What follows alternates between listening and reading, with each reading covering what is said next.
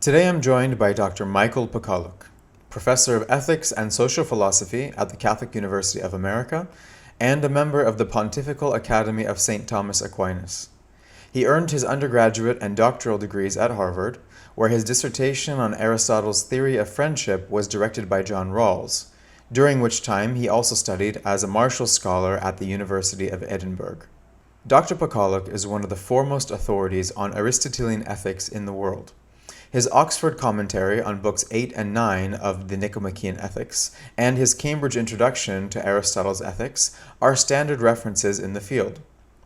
His anthology, Other Selves, Philosophers on Friendship, helped spark a revival of interest in the philosophical study of friendship, and his most recent book, The Company We Keep, True Friendship and Why It Matters, brings that lifelong inquiry to a general audience.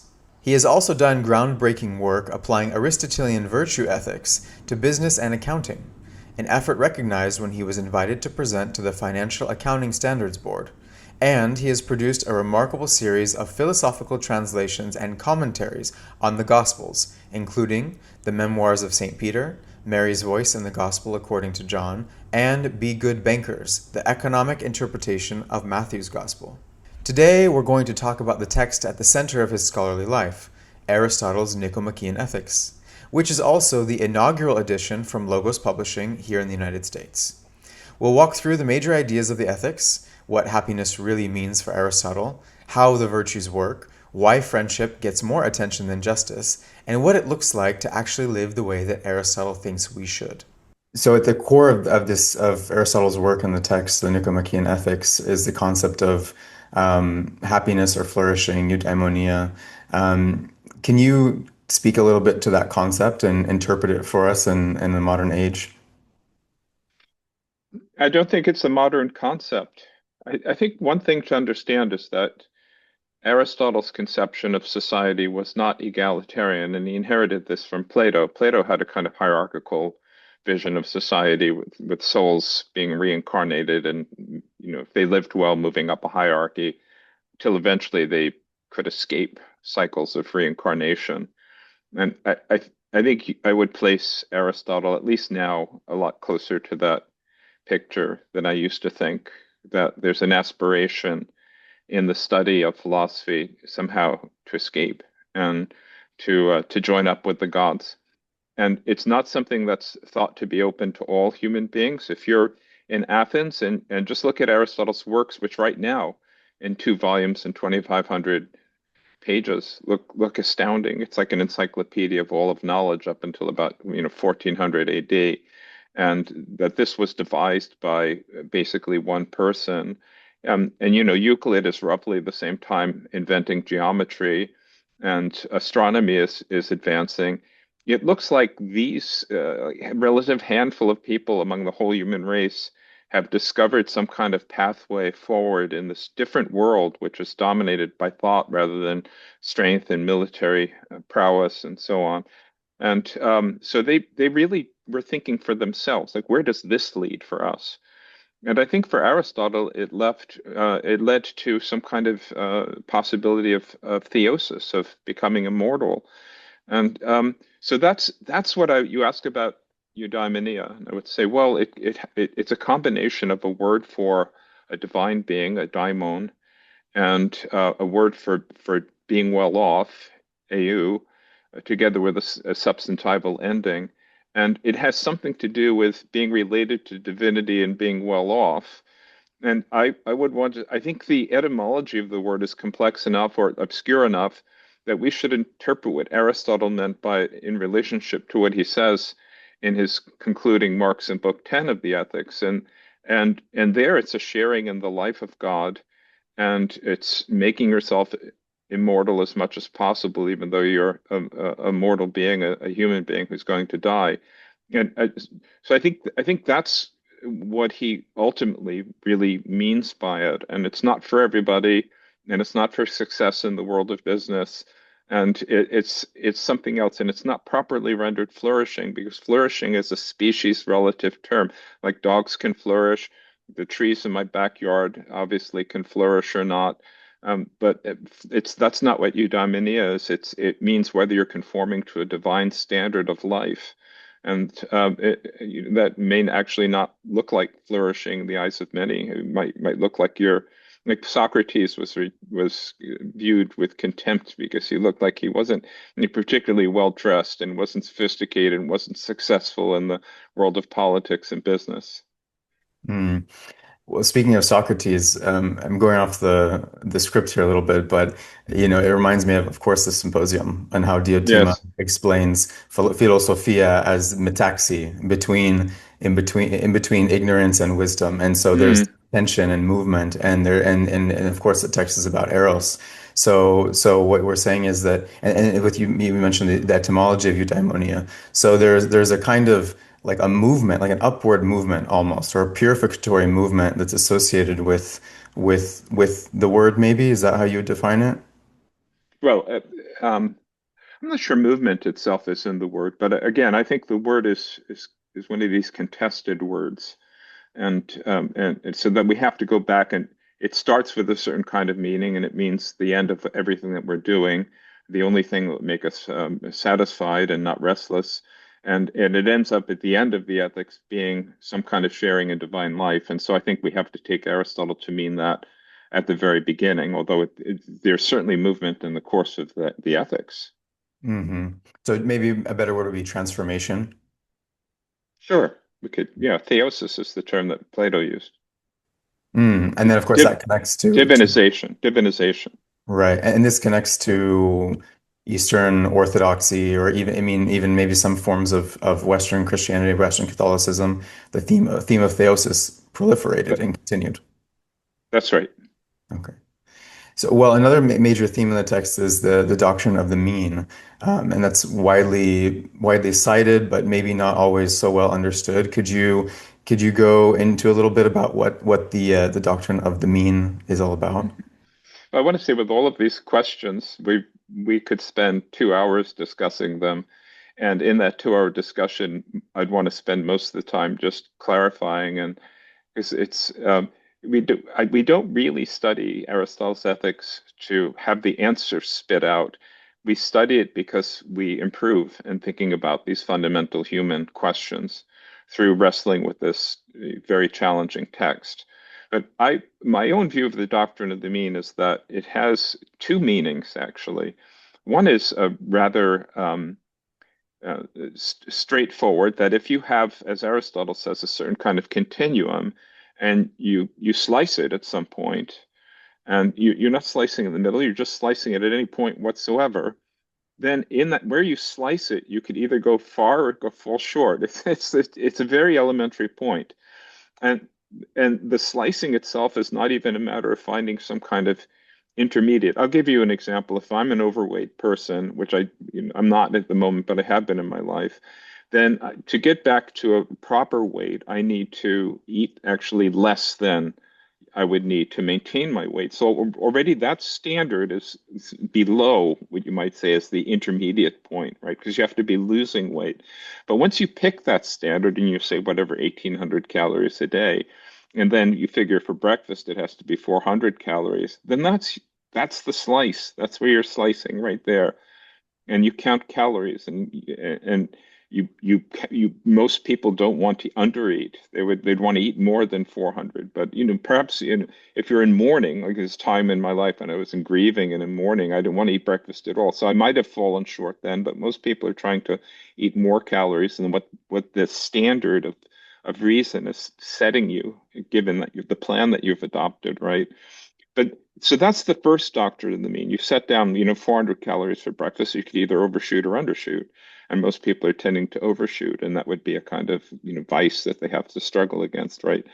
But then once you've done this for several months, you probably know yourself from your own experience, then there's a kind of modulation or moderation of your appetite, and then it's very natural then they have certain flexibility, and whatever you deliberate, oh, I'll eat 600 calories this, you can easily do it because there's a certain kind of flexibility and responsiveness to reasonability that comes once the appetite's been disciplined in this way. And that is the sense that people think of when they hear the doctrine of the mean. It's that kind of placidity of appetite that it's easily responsive, and it could go either way depending upon what reason says. Just like a well-harnessed dog, when I take my dog, I have one dog who strains at the leash, the other who walks well, and the second one just easily follows what I say the dog should do. So I think it really has those two meanings. Hmm. So it sounds like that naturally translates into talking about development of virtue or phronesis. Maybe would you say that? I know you've written about the illative sense of Newman. Is there a convergence between these concepts of the mean and phronesis and the illative sense? Yeah, people like to say that. Newman was highly affected by his encounter with Aristotle. In fact, I went to the Birmingham Oratory of Newman back in the day when you could actually look at Newman's books. They don't let you do that anymore.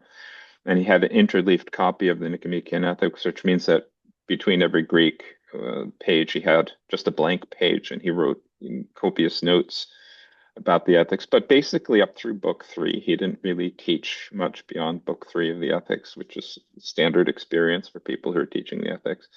So there isn't a lot of concrete evidence that he was directly influenced in his notion of the illative sense by Aristotle's phronesis. But here's what I want to say about phronesis. I think phronesis it's the virtue that is the intellectual virtue that governs all of practice. So, and you might want to say, well, okay, well, it's the highest virtue that governs all of practice. And so it's just like Sophia is the highest intellectual virtue that governs all of thought. There's a virtue which governs all of practice. And that's pretty darn wide ranging. And there's hardly anything that you could say that's good about intelligent practice that you wouldn't want to associate with phronesis somehow. And Aristotle has his list, and he's concerned about certain things because I think they're related to government in the Greek world. He's mainly interested in phronesis as a virtue that comes to bear in exercising leadership and ruling and governing. But I think that I view it as like a blank check. So anything that you'd want to say praising somebody's practical intelligence, you can group in with phronesis. So I wouldn't want to let Aristotle's relatively sketchy discussion of phronesis limit what we want to say about it, because I do think it's like a blank check. Mm. So, for Would you? example, I think very important for two things that are very important for being clever or smart in practice is understanding what the more fundamental goods are in life, and then also making appropriate trade-offs, having a certain kind of economic sense that you make good bargains, that you trade off things properly. And that's not really explicitly in Aristotle's phronesis. It is in Plato, actually. It's in the Phaedo. But I think that would be, I'd want to count that in a, say, contemporary reconstruction of what phronesis is, which I haven't engaged in, but it's there to be done. And people try to do it with management theory and things like that. Hmm. So it sounds like a lot of like balancing of scales, the middle path in a way, and that maybe there's a similarity between the concept of the mean and and enacting that through phronesis and whatever one's engagement might be. Yeah, maybe, but think about the biblical idea of a pearl of great price. You have somebody's in dealing in pearls and he finds one that he really likes and he sells everything to get that one pearl. I mean, I think that that's in a way the structure of Book 10 of the Ethics. Like we've discovered this thing, it's philosophical contemplation. It's worth throwing everything else away for it. And that would be phronesis because that's making a good trade. Oh, very interesting. Very interesting. So when he talks about the virtues, for example, like there are many virtues that are discussed, and some that are maybe less familiar to the modern sensibilities. Hmm. So employing phronesis or taking on the path of philosophy, setting off upon it.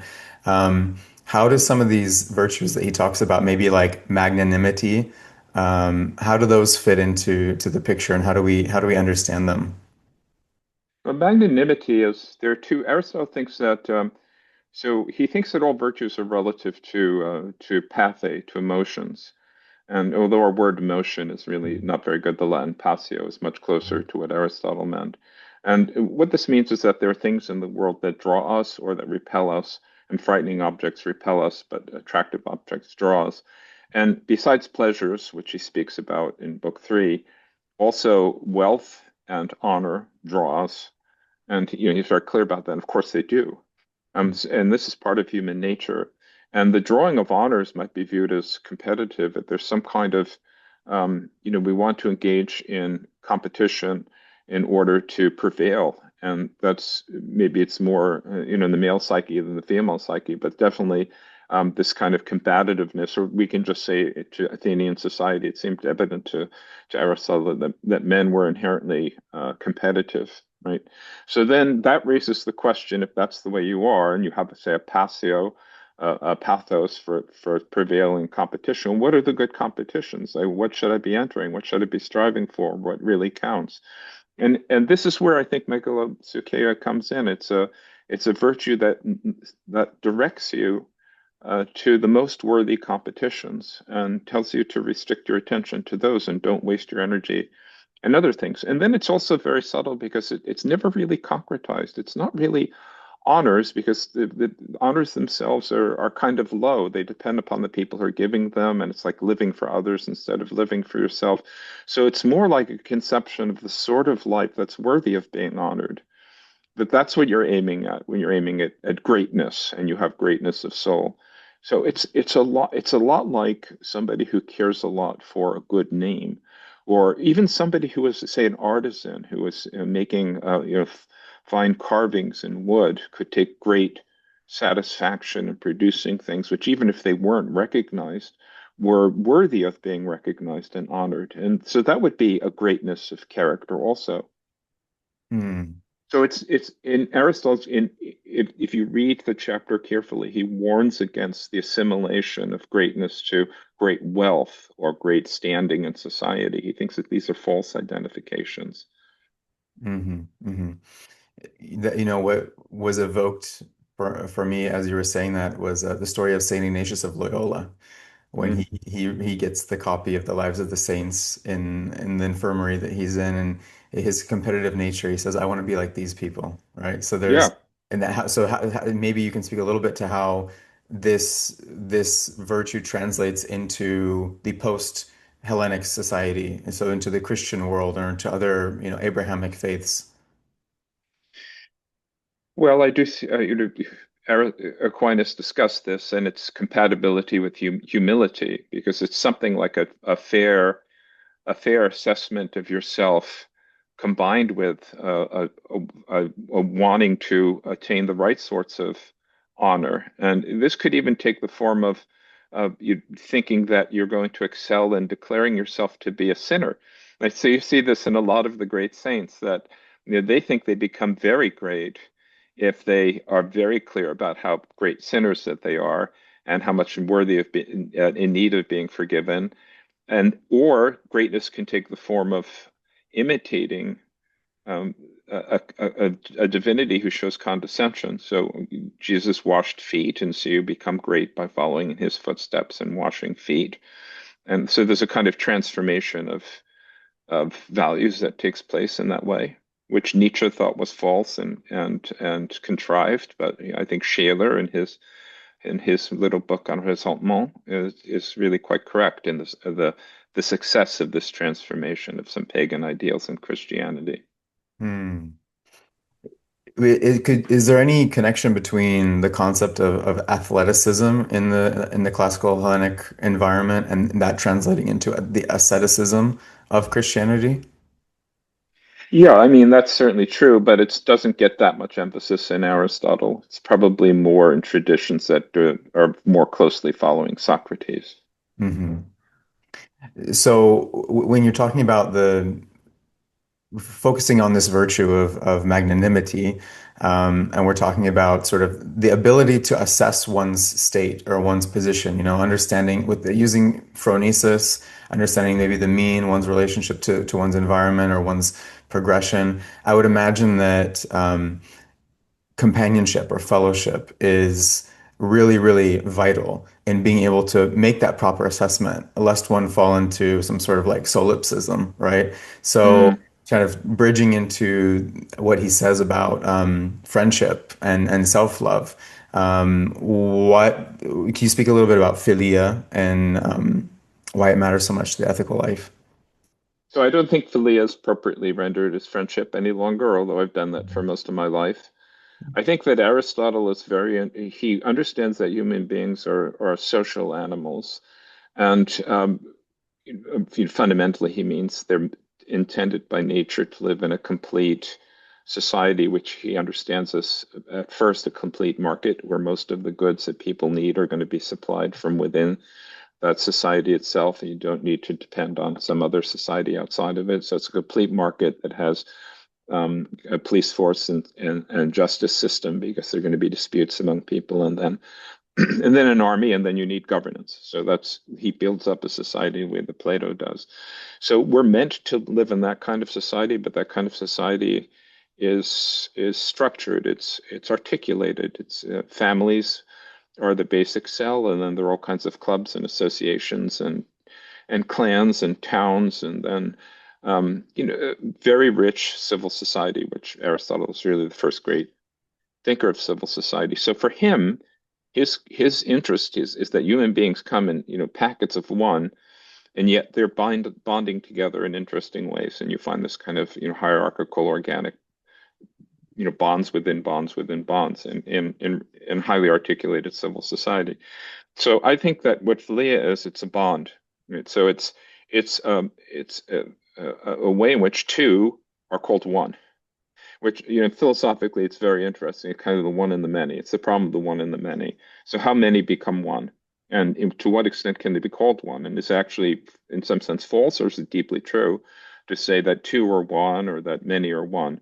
And so this is what philia is. It comes from the word for to love, which the verb is philein, and it's a substantive, which comes from the verb, and it means a kind of concretized unity, which is the consequence of some kind of affection or love. And so to call it friendship, I think, is misleading because we tend to apply that word just to close personal relationships. We don't use it generally for social bonds, and we have no such word. Whereas I'm sure that Portuguese has a word like amistad comes so clearly from amor. So the word for love and the word for friendship in Portuguese, what are they? Amor and well, in Brazilian Portuguese, we pronounce it as amizade and amor. Yes. Yeah, so See, friendship and yeah, love. the words are closely related. In English, they're not related. You have love and friendship, and they have different origins. We don't see the relationship between the two. Hmm. Interesting. So, well, there's a couple of connections there because obviously the word philosophia has philo in it, Yes. and also you have famously the different kinds of love in the Mm. Greek language, right? So the agape, philia, eros. Um, maybe you could speak a little bit to like how philia positions itself in that space, or maybe how it's interpreted in the way of the philosopher, being that it's a part of the word itself.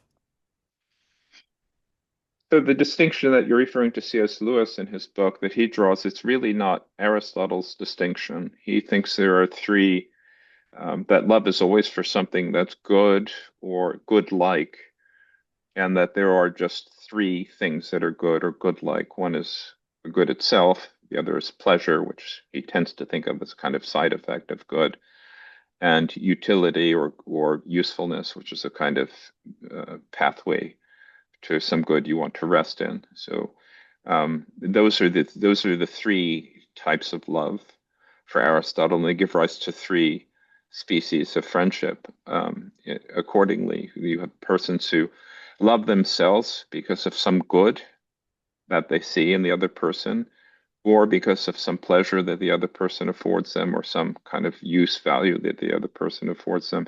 And for Aristotle, the crucial change in character has to do with where the love is intentionally pointing, so to speak. So if I have affection for you, admire you because you're a lucid thinker, as you clearly are, for example, your lucidity is in you. Right?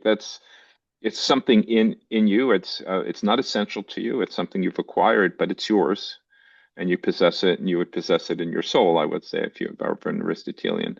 But suppose you're very good at playing chess, and I like to play chess, and we get together and play chess. Well, then what I like about you is happening on a chessboard, And it's not actually your chess skill, and I could also like you for your chess skill. It's that I have enjoyable games of chess with you. Maybe the example would be clear if it's tennis. Right? You may be a great skilled tennis player, but unless we can play games that are roughly equal in back and forth, so that we're both being tested and tried in roughly equal ways, and we don't want to play tennis with each other. We have to be well matched. That's why when you play tennis, you get matched to a certain level. You don't get matched to the best person. You may admire that person the best, but you absolutely don't want to play tennis with that person because it would be a one-sided game. So what you love in a tennis partner is actually taking place on the court. It's not in somebody's soul. And likewise with pleasure, he sees pleasure as kind of externalized, that we have fun conversations or we're doing fun things together, but it's not you that I'm loving. I could potentially like you as being quick-witted, Aristotle says, but I'm not, that's not what's going on. So Mm. for Kant, the distinction is loving somebody as an end and loving them as a means. For Aristotle, it's love which actually succeeds intentionally, hitting the target, which is the other person, and love which is missing the target, so to speak. And it's perfectly fine. It does bind people together. It just doesn't bind them together in the same way or with as much stability and Mm. robustness. Hmm. Because he's interested in bonding. Okay. So where does the self-love play into that, or because it sounds like these are forms of love that are outward flowing, and that they find a justification in one of these ends, right? And whatever the justification may be to the individual within themselves, of why they're pursuing this engagement, right? But then what about when it comes to explicit self-love, right? And how do we differentiate that from narcissism or something like what Ayn Rand would be advocating for? Well, it's interesting that you speak about Ayn Rand because she's actually very close to Aristotle if you remove any conception of the common good, and certainly if you remove God. Mm. So, if persons did not live in communities where they're meant to subject their good to a common good, like say dying in battle for your country, then Ayn Rand would be correct because Aristotle, from an Aristotelian point of view, because Aristotle thinks that you ought to love more those who are closer to you, and that no one's closer to you than yourself. So yourself should get first loyalty, and you should always prefer yourself over others. And in friendships which are based on this admiring something good in another person, that preferring yourself to others takes the form of your self-love serves as a standard for how you want to love the other person. Love of other person can approach it and approximate it, but will never quite reach it. And this is quite similar, I think, to the Christian notion of love your neighbor as yourself, that yourself is a kind of standard.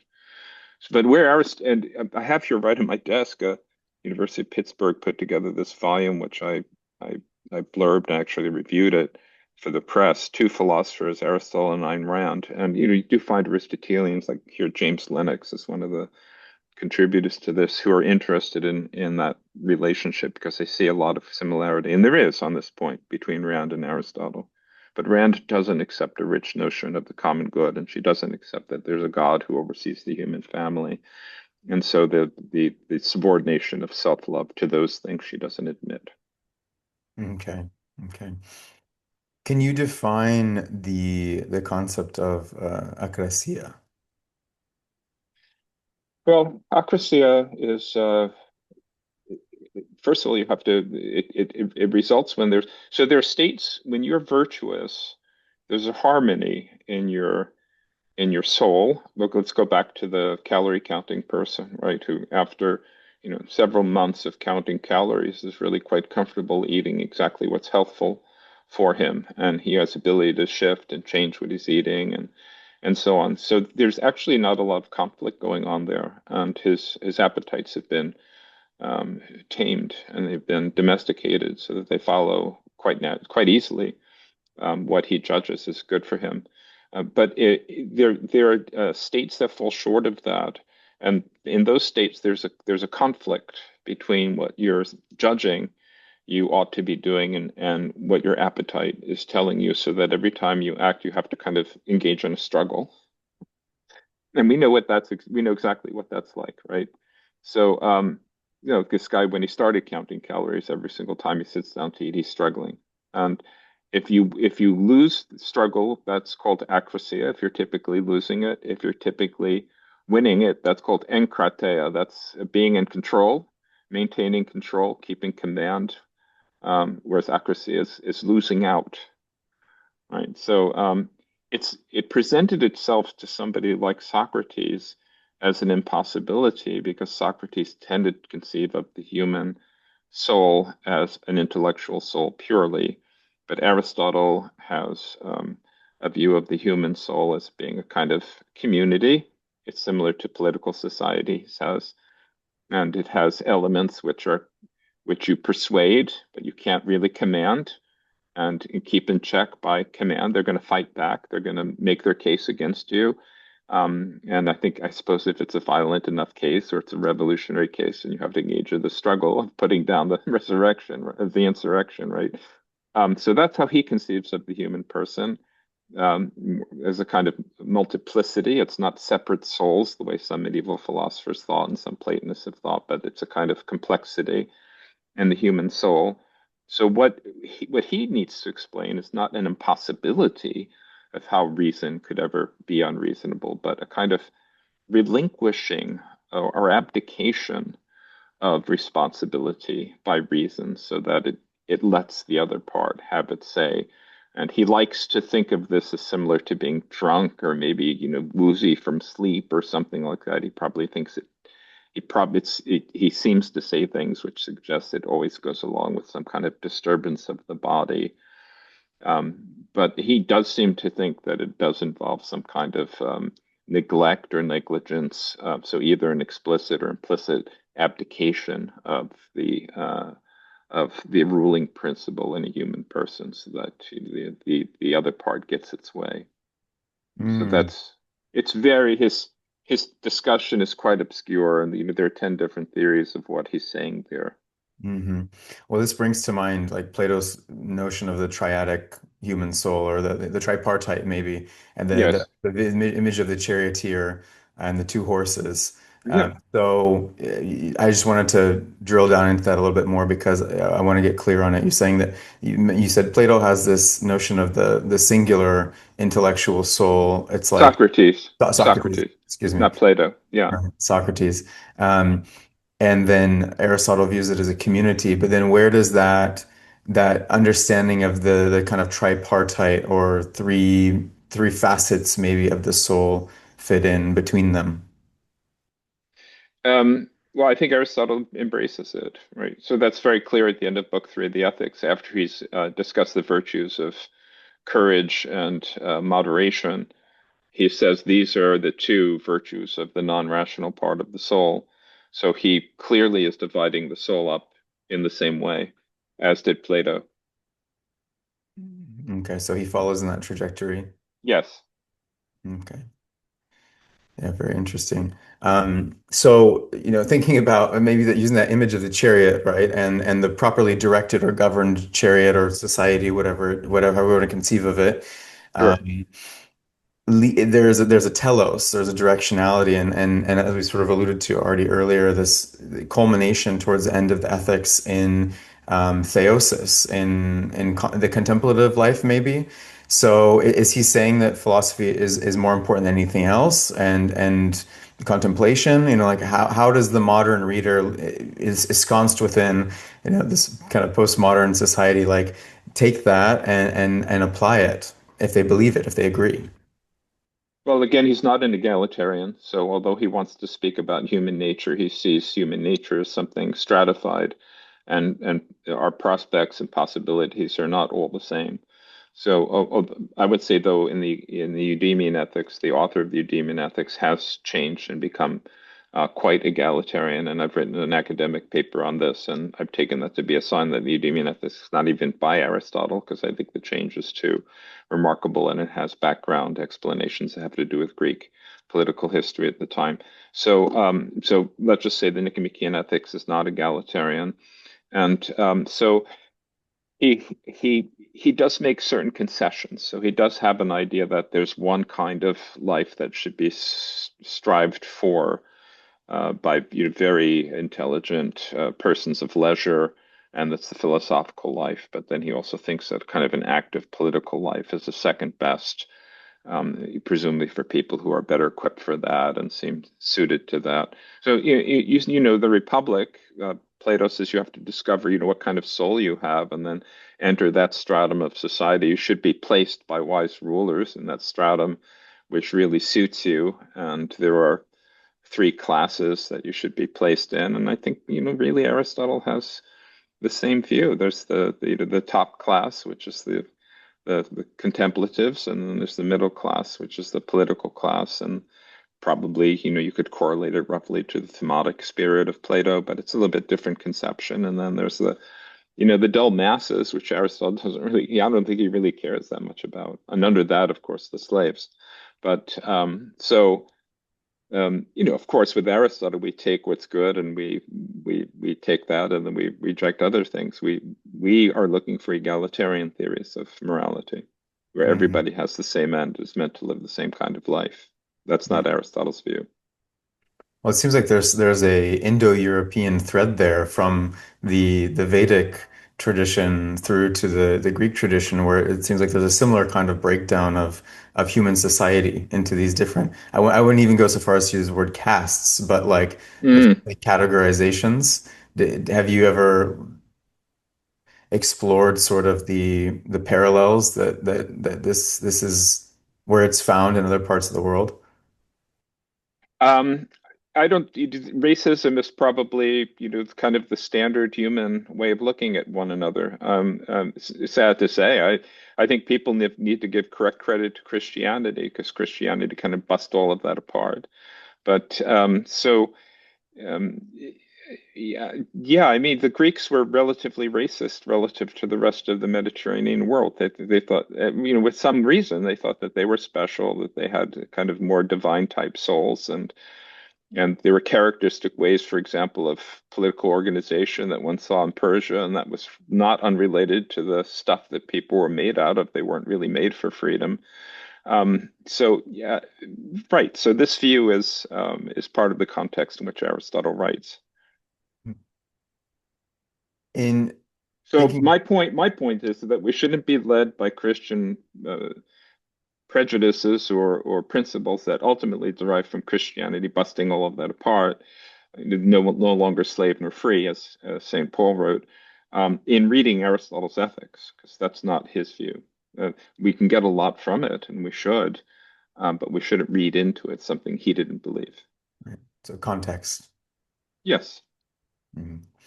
So I'm throwing this one in here. I know I didn't prepare this question in advance for you, but the reception of Aristotle, maybe in the history of Western philosophy, or even beyond the development in philosophy, and how that has spilled out into other aspects of our societal or civilizational evolution. Some have commented, or of the opinion that the reception of Aristotle, or taking a certain form of Aristotelian thought, was kind of the catalyst for our technological evolution, for example.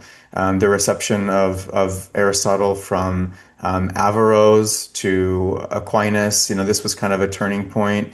Do you have any thoughts about the the historical reception of Aristotle, and maybe how Aristotle has influenced our civilizational development?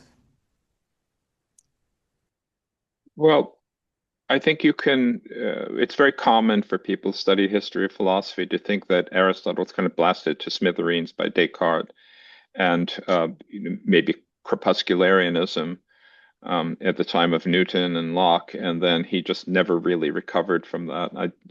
I, I don't think that that's true. I think that Aristotelian thought, because it was the basis for education through the 1800s, maybe even the mid to late 1800s, formed the worldview of most educated persons.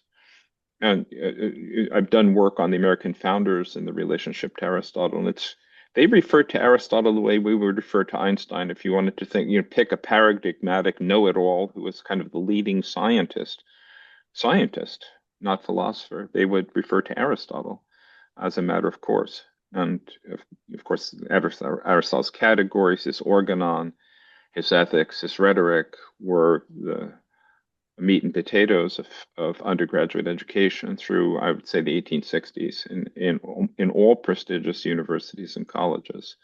So this idea that he was busted up by Descartes is just not correct.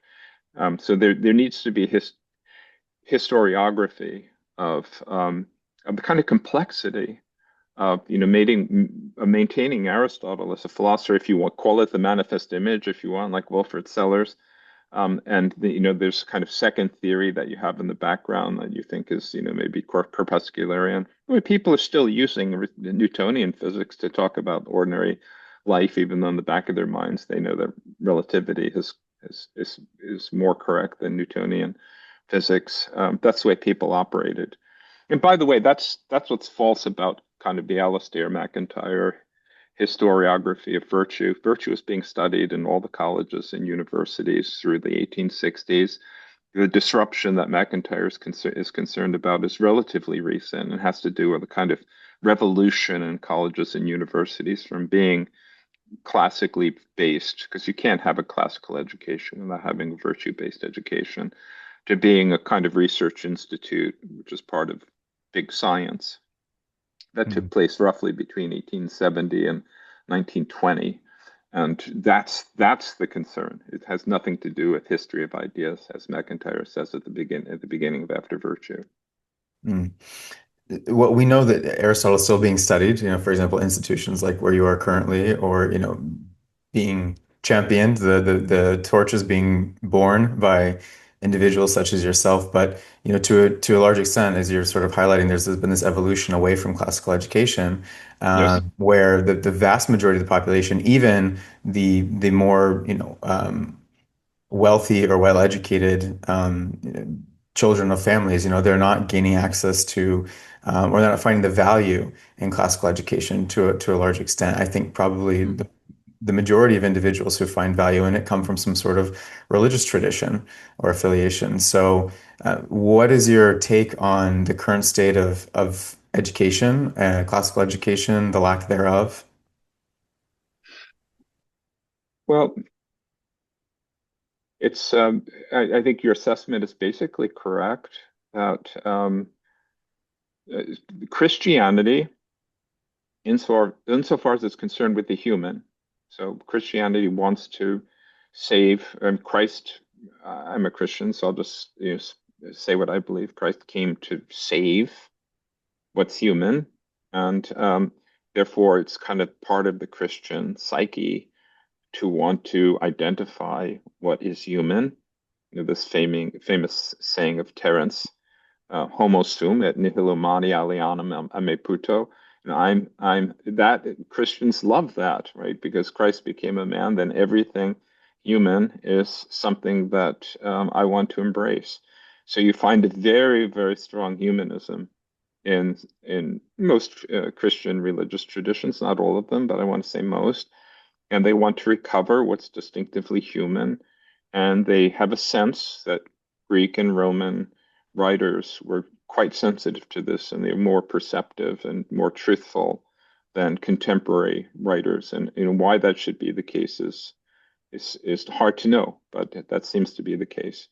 And so, yes, you do have this kind of attempt to recover the realm of the human in these classical schools. And it used to be that in the early 1800s, when the classical education really first started getting challenged in a serious way by the rise of the sciences and the Industrial Revolution, that good arguments were made that it's just not replaceable. You can't actually do this in any other way. And I think we have to go back to those arguments. There's a report that the Yale faculty did, I think, in 1829, when the first wave of attacks of classical education came about, and they produced a brilliant defense of what they were doing, and held up for 40 years. And then Eliot at Harvard rejected it and went a different direction. All the other colleges followed suit soon after that. But I think if we look at kind of the wreckage around us, we see that the Yale faculty was right. We have to go back to that. Hmm. And what do you think that looks like today? I mean, kind of tying back in this notion of community in the polis and philia in Aristotle. Um, for example, for an individual that doesn't come from maybe an educated family, but is interested, they're not initiated maybe into this classical tradition, even if they're of a religious affiliation, they don't necessarily have an explicit understanding of even their religious history and the great thinkers of the tradition. How does one start engaging with this classical tradition and make sense of it, because it is kind of it's a lot to try and approach from the outside if you don't understand sort of the genealogy and sort of the evolution of thought. So maybe specifically the Nicomachean ethics, like how do we approach this from as a layperson? You're asking a very difficult question. I think that somebody who wants to be a well-educated person today really has to do double what people used to do in the past. So you really do need to get a pretty good mastery of the classical tradition. But then I do think you need to learn physics and a lot of mathematics and microbiology and biochemistry and genetics. There are just a lot of things that you need to know. And it may be now that you raise the question, my attention's turning to it. I might say I'm most concerned about is the lack of a very serious academic work ethic among students today, because all of the distractions that are part of the video and the device world make people far less suited to do concentrated work when they probably need to work much harder than at any time in the past. Hmm. When I was in college, besides my coursework at Harvard, which people would say was demanding, I read 2 books every 3 days in addition to all my coursework. And I also joked that in college I did read the Nicomachean Ethics, but apart from that, I wasn't assigned anything that was written before 1879 when Frege wrote. And so I recovered, what I know about classical world, I got in a graduate education. But so I've been, educated 2 or 3 times over, I think, and I still feel woefully uneducated. But I work really, really hard. I don't know. Maybe it's just hopeless. Maybe we do need to give over everything to AI. That's their only way of going forward. Well, I think that that hits the whole project the knees, because if we're talking about becoming genuine beings, more human, um, then I've been using AI. I've been using Claude every single day because I want to test it out and see what it's like. oh, I do And too. I Yeah. would say it's extremely valuable. If we had more time, we could say what I've been using it for research in classical and medieval philosophy. But I also want to say that everything that Claude produces is somewhat phony, and you've got to check it. It's really, of course, it doesn't understand anything, so it's very valuable in its proper uses, but always a little bit phony. Yeah. What do you? Well, I think it's all about prompt engineering. And it's Yes, who's the person using the device, because it's sort of a reflection of the mind of the individual. so Uh, true. so I mean I use it every day as well. I use it for work. I use it in preparation for this interview. But I mean, I really do think there's something about, you don't want to just throw the baby out with the bathwater. I mean, it's an incredibly Of course powerful. not. And some people are of the opinion that there will be the haves and the have-nots when in the future of AI, Mm, to understand how it works and understand yeah. how to use it effectively. And the people that are Yes. subjected, and again, this comes back to the development of the soul and the rational faculty Mm, versus the appetitive maybe part of the soul that just wants to use it for whatever kind yes. of, less efficient or less truly rewarding Mm, endeavors. So for what it's worth. yeah. Very interesting. Yeah. Yeah. I now tell my colleagues that it's malpractice not to be using Claude. I mean, certainly for proofreading. I mean, I'm a terrible proofreader, but Claude catches everything. So even Microsoft Editor doesn't catch, everything. So, but Claude does. Yeah, it's great. It's definitely great. So, seeing the cup half full maybe, and it's not all doom and gloom, but maybe there will be more philosophers with access to all this information. People will be they'll be doing their own studies, and maybe they'll be able to excel at a they have to do double the amount of work, but maybe they can do it in half the time. Exactly. It's And all it's and all it's all a matter of shifting low value work over to Claude. yeah, exactly. And maybe I don't know to what extent Aristotle speaks to this explicitly in the text, but in Plato, I mean, there's mention of the traditional educational model of gymnastics and musike, right? Mm, Understanding like music or poetry, right? Proportionality, and then also the yeah. body. So I think also maybe this is an opportunity for us to try to have a more holistic understanding of what the Greeks are Yes. doing as well. Yeah. I mean, that's a good. You are familiar with the work of John Senior by any chance? No, I'm not. So I would ask Claude about John Senior. Okay. But so John Senior was a great educator at the University of Kansas, and he was at first part of the Great Books movement at Columbia University, where he did his graduate work. And then he became convinced that his students weren't quite able to appreciate the great books because they needed a kind of a pre-education before they approached the great books, which involved working with the land and dealing with animals and musike. He's famous for saying, throughout your TV set, get a piano and stand around the piano and sing songs. That's the best thing you could be doing with your time. And so, yeah, John Senior is exactly developing what you're talking about. And for my own kids, I don't think it's been necessary because we have the John Senior type of education going on in our household, so they can go right into the great books. But I think a lot of people need to give more attention to what he taught. All right. Well, is there anything final that you'd like to say that we haven't covered about Aristotle or the Nicomachean Ethics? Aristotle's, one of the questions you sent me was what you would say to somebody who's reading it for the first time. And I would say be prepared not to understand anything. Be prepared to find it so taxing that you are fatigued. The way when you try to speak a language that's not your own for a period of time, you're exhausted by it. And that some of my mentors have said you have to read a philosophy text three times. You have to read it first just to get the lay of the land. Then you have to read it a second time to understand it. And then you need to read it a third time to begin to formulate questions, intelligent questions, and maybe even criticisms about it. I think that Aristotle is someone you need to study 10 times. He writes with extreme compression, and there's intelligence in every word choice, and but it takes a long time to see the structure of his arguments and to understand the way he argues and the force of his arguments. It's really very subtle, and in Aristotle you're going to find the proto Wittgenstein, proto ordinary language philosophy, proto transcendental deductions. You're going to find every argument form that's been interesting in the history of philosophy, and just thrown out, without a lot of fanfare. So it's probably one of the best texts, the Nicomachean Ethics, you can study at all, because it just figuring out what it says is tremendous intellectual training, and then what it's talking about is very important. And there's regular recourse to metaphysical principles in the ethics. So it reaches beyond just ethics and what you learn from that text. Mhm.